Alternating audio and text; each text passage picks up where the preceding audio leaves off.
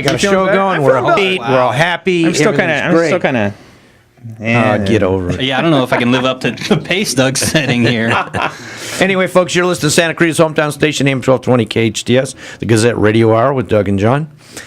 John, one of the concerns you and I had over the months talking about the upcoming city election was the forums they were going to have. The 126 meet and greet forums. 127. 127. No, sorry, my bad. 127. I forgot the forum of KHTS. Sorry. Ooh. And one of the concerns we had when we were discussing it amongst you and I was with that number of candidates, how do you get enough broad base, is that the word I'm looking for, questions? Oh, the format. The format of these things. To really bring out what the citizens need to know these folks represent, or does it lend itself to too much fluff? Oh, answers? absolutely. What happens, I think, anytime you get 13 candidates for one seat.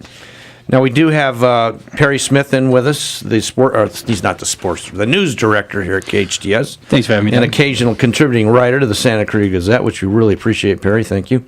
But I'm not going to mention any names, but here's the responses that were published. Now, there could be more. I was going to actually answer that question. To be fair. What? Never mind. Go ahead. I'm sick, remember? I know. It's the Doug Show today. Just a couple. I think this one candidate thinks the city would benefit from an increase in tourism.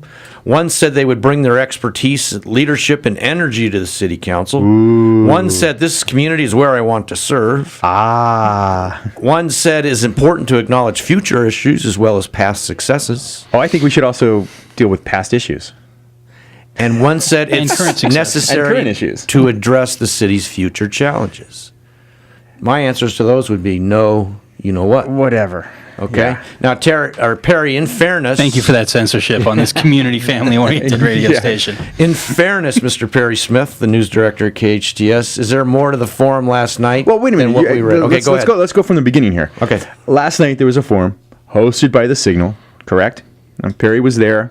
Right. The quotes you were reading were from a story on the web, a hard-hitting story.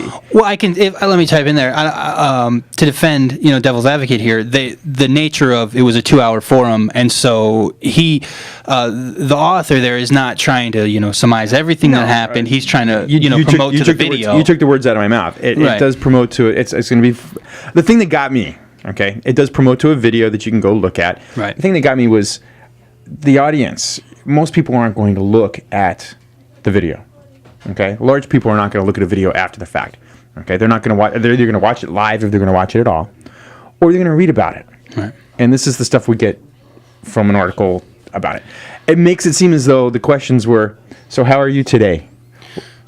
Well, 13 times all over. And there was some real good questions there. We asked about the CVRA lawsuits, and I thought one of the great questions was people were asking about senior care, which I think is really going to be a big issue going forward. As the question noted, right. You have an aging population nationally, and certainly in the Santa Cruz Valley when you have families. So what we do for seniors is going to be big in the next 4 years, the next 10 years, and that foundation that you lay, because you don't plan for a center and build it tomorrow. You know right. what I mean? Exactly. You lay the groundwork and you work on that. So I like that discussion that was spurred there, and there was some talk about some things that I hadn't heard about. And I've been covering the city beat, so we'll see what's going to happen in the coming weeks. We heard some promises, and some things that were made. It just kind of struck me as that's the information that I would want to get out. Right. That's the information. If I were reading this, and I didn't see the actual Signal. I read the same article Doug read online, and it's like, okay, I understand. Maybe there'll be follow-ups. Maybe there'll be quotes. Maybe there'll be additional information that comes out. But you've got 127 forums, right. 13 candidates. That's the same question over and over and over and over and over and over 127 times again. Well, and also, you guys brought up one of the concerns with the forum that's going to happen anytime is that you're limited to a minute to answer your questions. Right. A lot of these, the candidates themselves were, noting like, hey, can't answer all this in a minute. But, that's the challenge. It's, tough. That's an issue. Yeah, that is an issue. We can't have a 5-hour broadcast of. So what do you think? Okay. Impartially, because we're not going to endorse anybody yet, sure. Or we're not picking favorites. I won't even ask you winner. I'll ask you highlights. Yeah, I don't know that you saw a winner. I don't know that you saw the incumbents, said what I thought they were going to say, which is to promote what they've been doing, Right. which is what you're naturally going to do if you're an incumbent and you have the office. You're going to say, hey, we're doing a great job, and if you want to continue to do this great job, vote for me. Well, I thought some of the challengers didn't do a good enough job of separating themselves from the incumbents. Again, not necessarily naming names, but if you're trying to separate yourself and viewing it as, okay, the incumbents do have an inherent advantage, and that's not Yeah, no, my they do. political preference. That's just based on experience. And you want to get that seat from the incumbent, you're going to have to separate yourself. Well, like we talked about, last week, you're going to have to separate yourself, and you're going to have to, take down the incumbents a peg or two if you want to get their seat. And I don't think we saw much of that, which was a little surprising, I think. But to me. Barry, do these forums lend itself to a challenger being able to come Yeah, I mean, do what you're saying? you can absolutely put the onus on the incumbent by saying, hey, why didn't this person do this? And there was a couple issues that were brought up as far as when we talked about the senior care, there was a discussion of the pass-through dollars.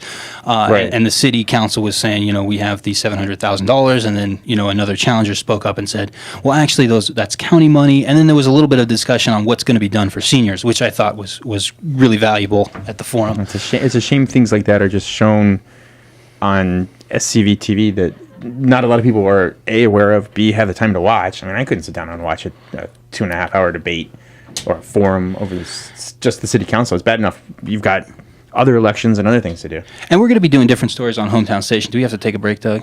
Is that what I was just looking at the clock. What's wrong with that? okay? We could just ignore Doug's that. making me nervous. All right. Just ignore it. No, but We have a new board op. He's intimidating me. Fine, we'll take a break, He Perry. seems like a nice enough guy, but okay. All right, fine, we'll take a break. Perry wants to take a break. We'll take a break. He's our guest. Fine. All right, you're listening to the Gazette Radio Hour with Doug and John and Perry Smith, our guest on Santa Clarita's hometown station, AM 1220 KHTS, and we'll be right back.